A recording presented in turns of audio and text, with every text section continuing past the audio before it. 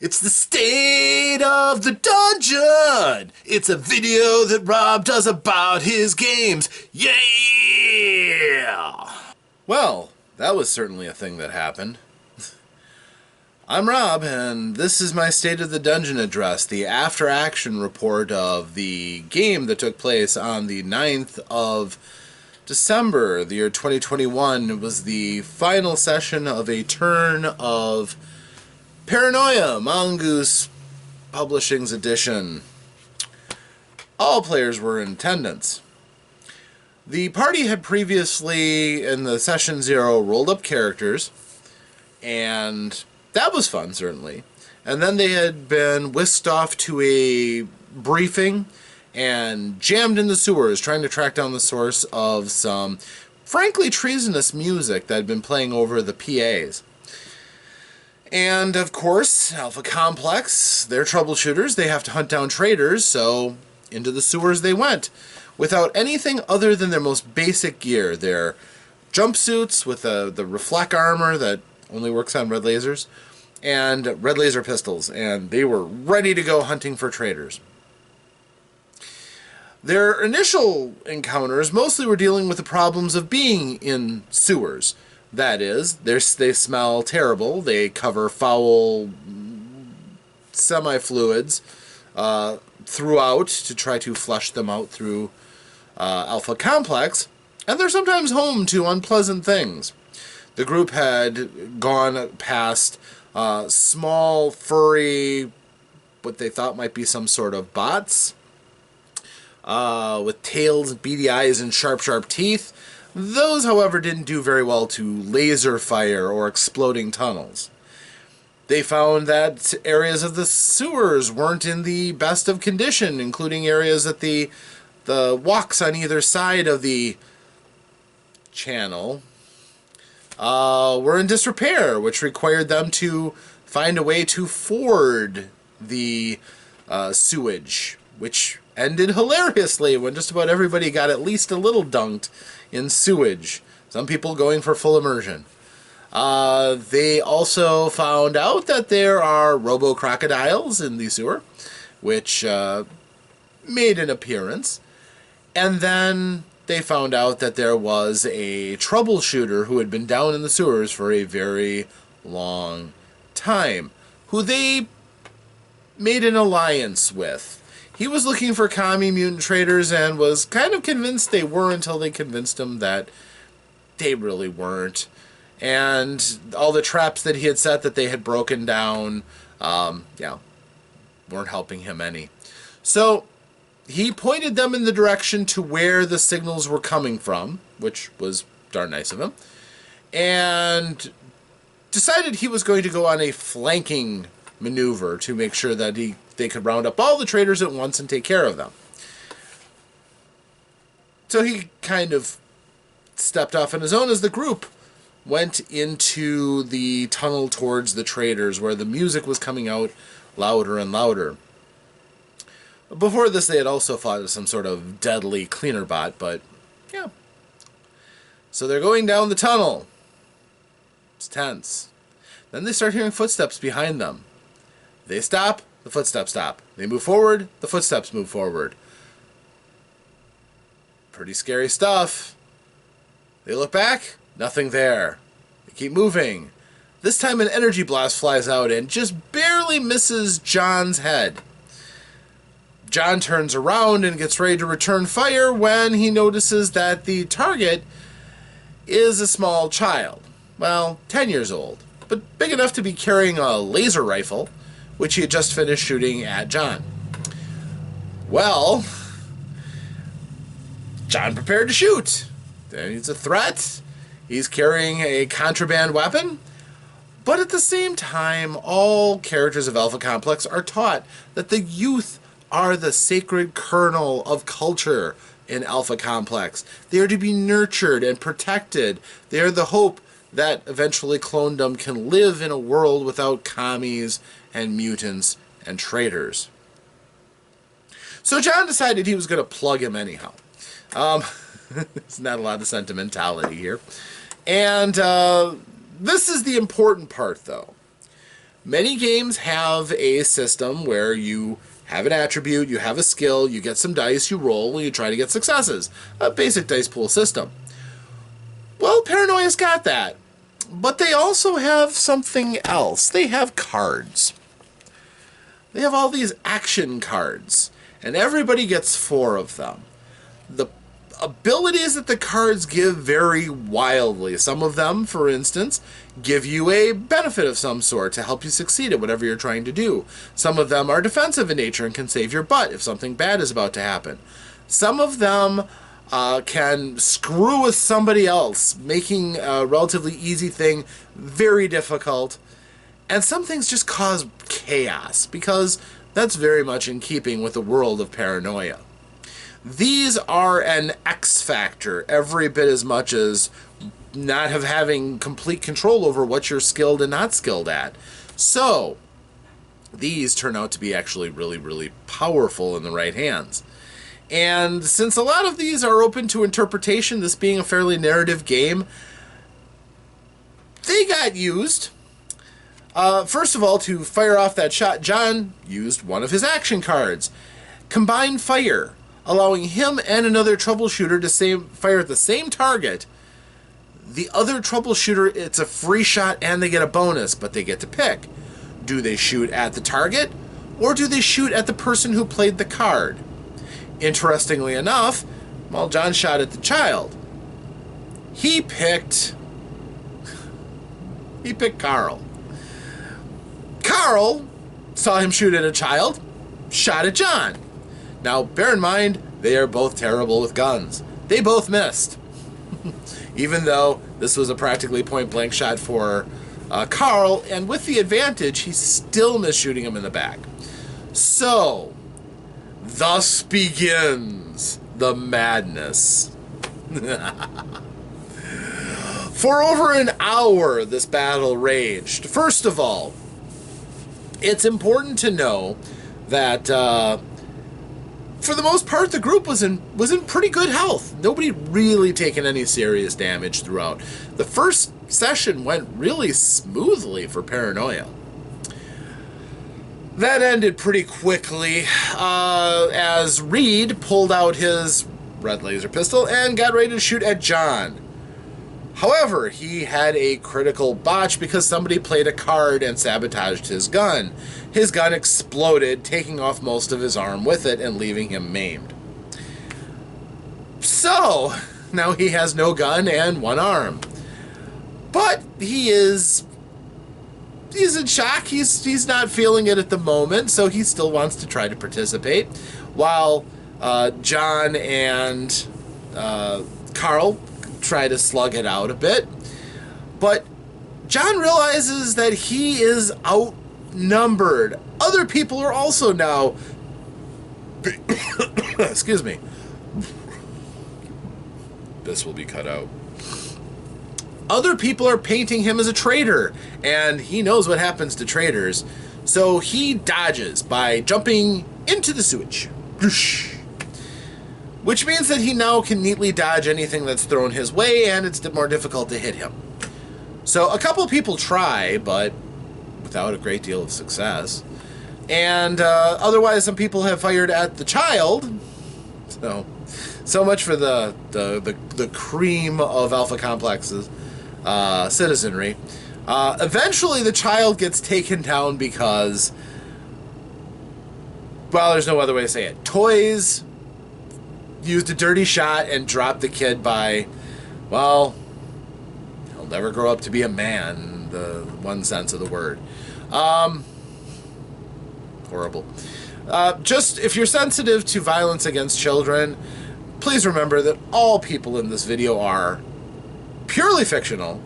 None of the people who participated in the game would ever really hurt a child, and it's only in the context that this is a comedy game that this is actually funny. Also that the children have much bigger guns than any of the player characters do. So John is swimming through sewage. Reed is dealing with the fact that he now has only one arm. And John is still trying to get whatever he can. He is trying to nail Carl is trying to nail John. And he shoots, and again, somebody picks them. He has a wrong target. He fires at the wrong person. And this takes out one of Reed's legs. So while he was going to pick up his severed arm and swing it, that's a paranoia move. Now he gets his leg shot out. Now at this point, Shay and Rose are over trying to tend to Reed to keep him upright. This is hard as he's losing body parts quickly. Again, this is very paranoia. And with another flurry, there's another shot that rings out, and once again, wrong target. This time again into Reed. Finishes him off by laser to the back of the head, I believe from John. So one of the troubleshooters is dead, and the computer gets his clone ready for replacement. Well, that John's goes up or downstream, and he eventually comes next to where the body of the child is, but also where that laser rifle is. The laser rifle has a indigo barrel on it, which can slice through any armor the group has like nothing. And it has a better range, a little bit better damage. It's an upgrade. It's also treason to use it. All the characters are only red clearance. The gun is blue and it has an indigo barrel. This is high treason for them to pick it up. He picks it up. At some point, John actually contacts the computer, lets the computer look through his eyes so he can paint John as a heinous traitor, giving him treason points. But at this point, somebody plays, this is getting as bad as it can get.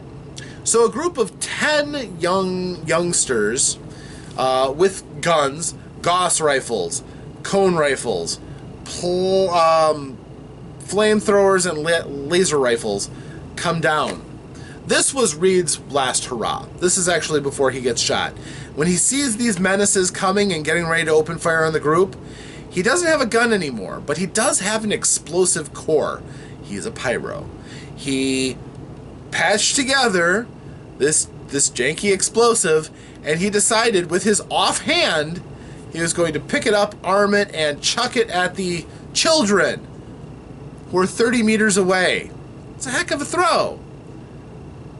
He rolled amazingly well. This was not a consistent thing in this group that night.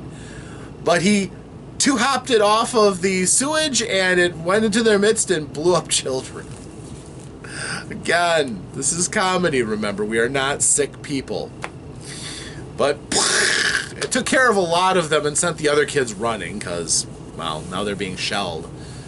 And then Reed finally was polished off by John. Now, at this point, Rose is like, well, nobody to heal. These people are shooting each other. I'm going to get away. I don't want to be a target. So she moves down to where the children were splattered, figuring there might be something of some real use there, which is true. The weapons were still lying around. And eventually, Shay also decided to go and follow her and see what was going on. Well, by this time, things were starting to just kind of get messy. Toys was not really participating in doing much more than taking pot shots at John. John was firing back at Carl with his laser rifle ineffectively. And again, they were all using cards all the time to try to hurt each other. And using the cards to defend themselves. At one point, Carl shoots, John plays a card, so he drops his gun in the sewage. It happens. Another point, there's a collapse of the partial collapse of the tunnel, which pins John into the sewage where he had dived to dodge. So now he's floating in sewage. It's one thing after another. This entire thing is a mad chain of events. Nobody is doing anything competently, but the cards are messing with everybody. To the point where eventually Shay and Rose decide they're going to start looking through the weapons. Rose picks up a flamethrower. Shay picks up a cone rifle, which is basically like a rocket launcher. And they look back and see what's going on. And for some reason or another, this is, of course, hearsay, because there weren't any surviving witnesses afterward who would testify to this. But, well, Shay used a mutant power. Telekinesis. She grabbed the severed arm of Reed, picked it up, and tried to kill John with it. And she had a card. Had she hit him, it would have been a mortal injury. Would have killed him. John just happened to have a card that said, nope, his gear took it instead. Man, that was lucky. And the only gear that he had left, because he had been peppered and his armor had been compromised, and he had lost his gun, he had a fake mustache. So the severed arm ripped his mustache off. Now, because she used so much power, this really would have been a nasty blow had she hit. Even if it hadn't been lethal. She didn't exactly hide the fact that she was channeling these powers. So she's levitating in the tunnel, casting off a greenish light, hair whipping in the psychokinetic wind.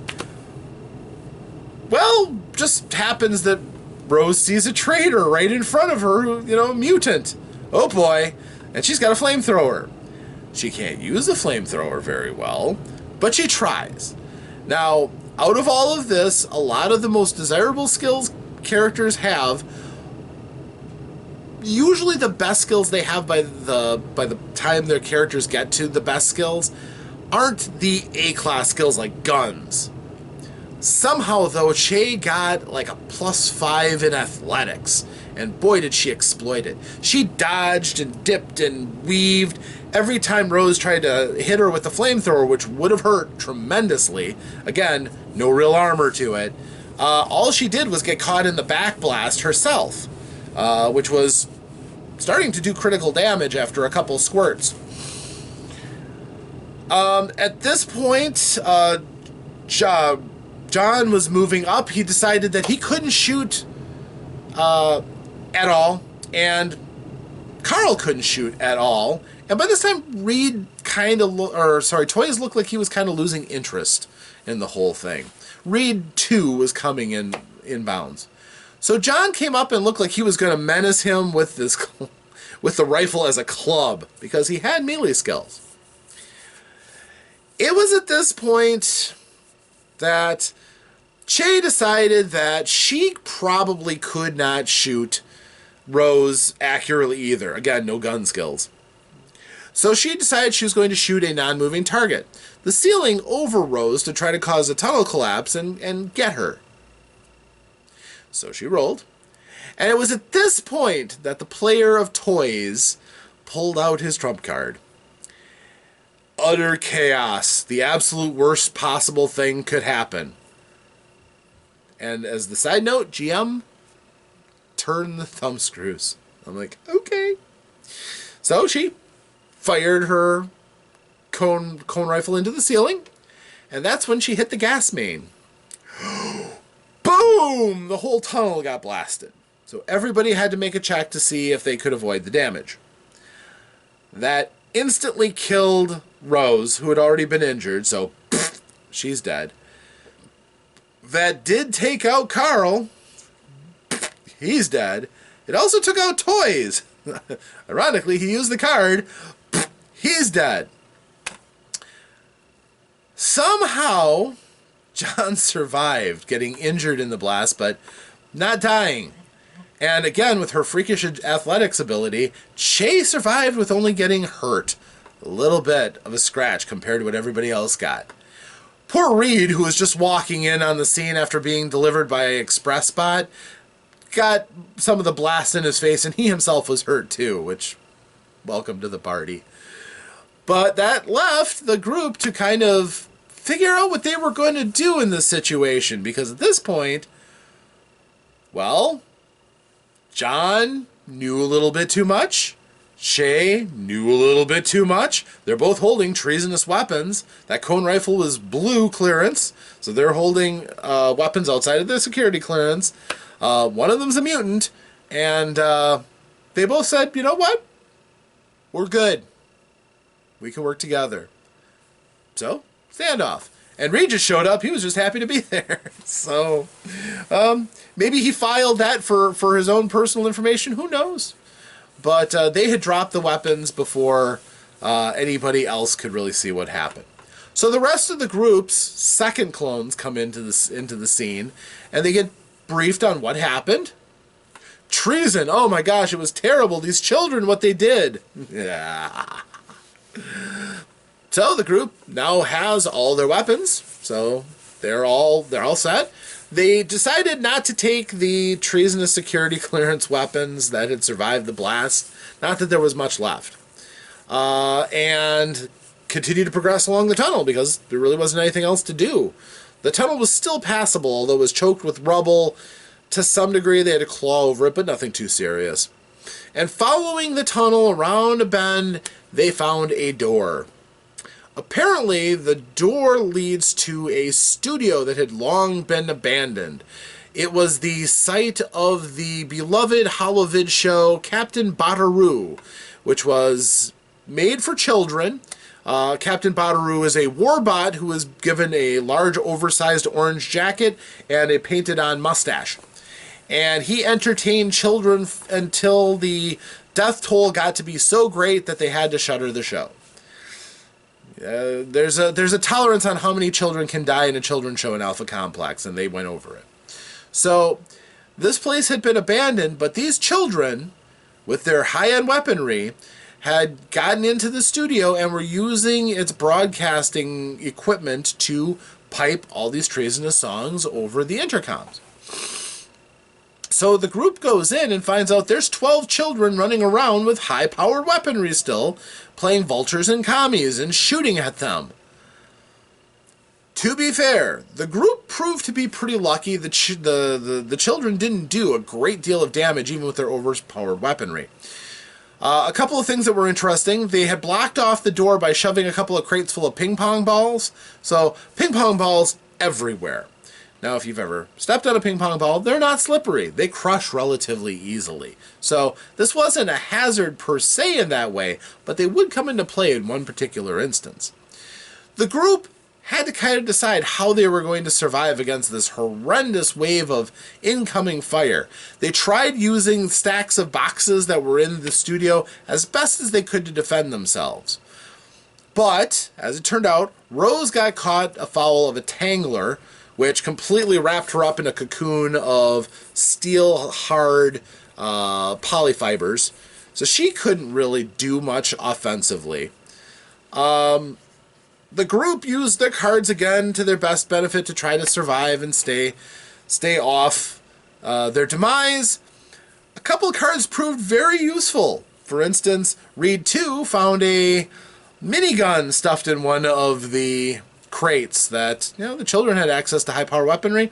Why not? So now he has a minigun. Ho, ho, ho. Shay at this point wanted to use her very high athletics to cartwheel around the room and get over to the back of the room where there is a broadcast room where some of the children are kind of huddled around something. So she does this without having to shoot any more children. A couple of other attempts are made to help whittle down the child population.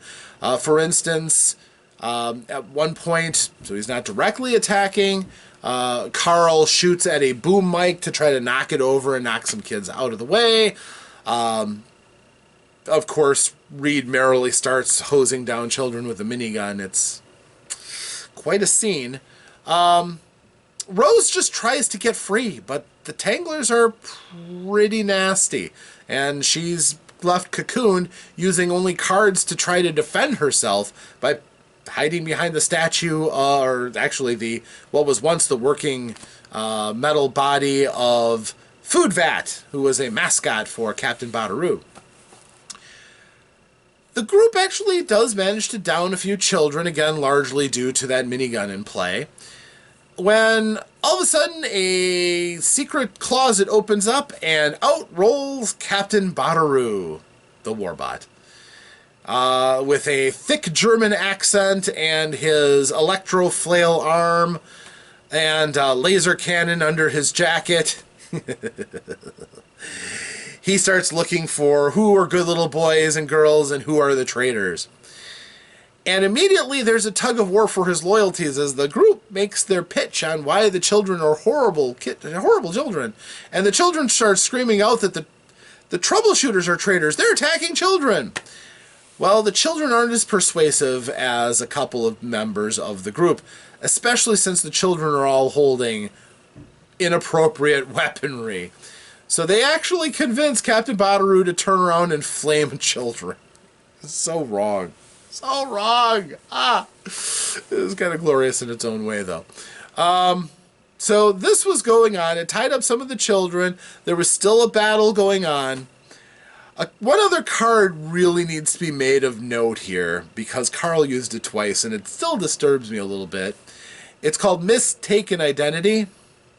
And basically, there's a female NPC that is somewhere around the area who is distracted and can provide a bonus or a penalty to something that's going on. Like, they might help you make a shot, or they might give you cover if you're trying to dodge or something. And then after that, they're a character that is up to the Game Master to use. Well, both times he called for one of these children to be a girl and inadvertently help him.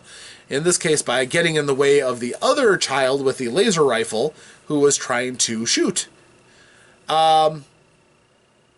It's kind of an odd card, but there is one for males too. There's a counterpart to that.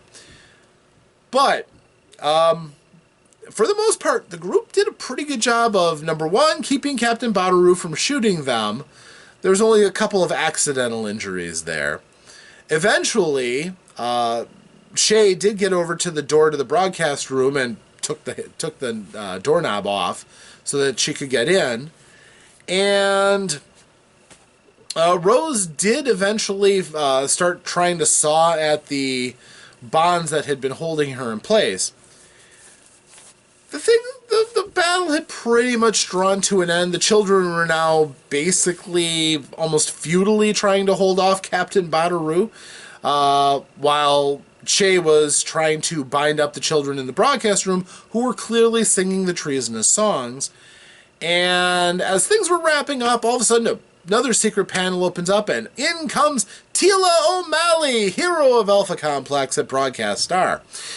She immediately takes charge of the children, sending them into a corner for being naughty. She commends the troubleshooters for doing a great job, even though they had things pretty much wrapped up by this point. Oh, one other thing that probably should be noted, though. Remember how I did say that those ping pong balls did matter? Well, it turns out John dove for cover, trying to slide across the ping pong balls. Apparently he wasn't familiar with how they crush, and he landed on them. One thing about ping pong balls, though, they are flammable. So they catch fire from shots that are fired around him, and he burns to death. So his backup clone is now being sent in, which means after the action, the only person in their original clone was Shay. Amazingly so. It also means that all the players know that Shay is a mutant, and none of their characters survived to pass that information on. So, oops. It also means that those treason stars that John had gotten when he was eyeballed by John, showing him using the weapon and attacking him, are now gone because the new clone doesn't carry over treason. So, awesome. The group was brought back to Troubleshooter HQ by a couple of, InSec came in and took control of the situation. They were actually sent up by a blue clearance deploy bot, which dropped them off at Troubleshooter HQ. They were brought up to talk to their, the person who gave them the briefing in the first place.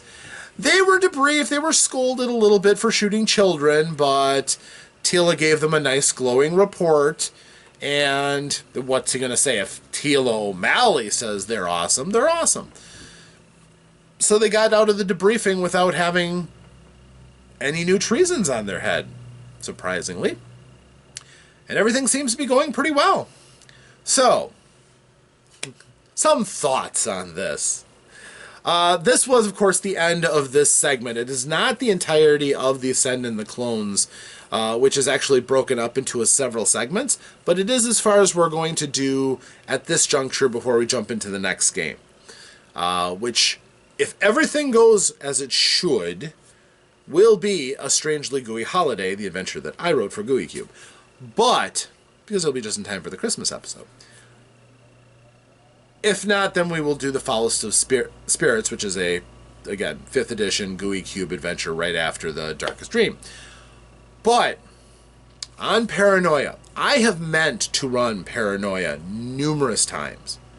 I have tried on 3 separate occasions. Every single one of them was a flaming disaster. They weren't fun, they just led to hurt feelings, and people could not let go when somebody else did them dirt. And it just kept turning into this poor role-playing, just grind loop. This was awesome. Everybody pitched in wholeheartedly. People tried to stay in character and stayed mindful to the traits their characters had, which is easy to lose considering the ad hoc nature the characters were made with. It was fascinating watching these characters who you could imagine were probably like clerks and archivists and cooks before they were made troubleshooters, because they didn't have a lot of violence-based skills. Try to conduct a combat operation and shoot at each other. It was hilarious. The effect of those cards on the game were profound.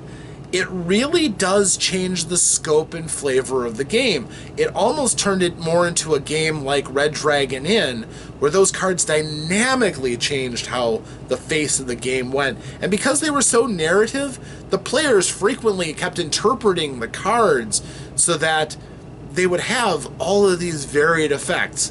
Of course, sometimes I had to veto a couple overzealous interpretations, but for the most part, people had a pretty good grasp. The only thing that I would caution to improve is playing the card alone is not an action. The cards supplement an action. The action needs to be stated first before the card is actually in play, but that's a relatively minor thing, and we can work on that the next time we play this game, because rest assured, we probably will be playing Paranoia again in the not-so-distant future. But you need the right group. You need people who can laugh at each other, laugh at themselves, don't hold grudges, and can get lost in a game of just wacky, inconsequential violence, which is what this was. Looking back on it, again, this was meant to be farcical humor comedy. A little black comedy, yes. You know, the idea of having to, possibly gun down these horrifyingly traitorous children. But it just hopefully leads them to want to know, why are these kids this way? How did they get the weapons they did? And I heard them asking themselves these questions as we wrapped up. So, yeah. I think that the story did its job, but more importantly, this Mongoose game is legit as far as bottled chaos that is fun to watch. With the right group, it can be magic. And I think everybody had a really good time for this one. So this could very easily be something we pull out again and again as opportunities open up. So I had fun. This was exactly what I was hoping it would be. I had some trepidation going into it, but that's all been allayed. It was a lot of fun. I look forward to running this game again. The system again. I think the cards were a really big plus. Something that the second edition that I've run before didn't have and might really have helped for. But anyhow, it was a great game. Had fun. This has been my State of the Dungeon address. I am Rob. And we'll see you the next time that I've got another State of the Dungeon for you for the next game. Until then, farewell.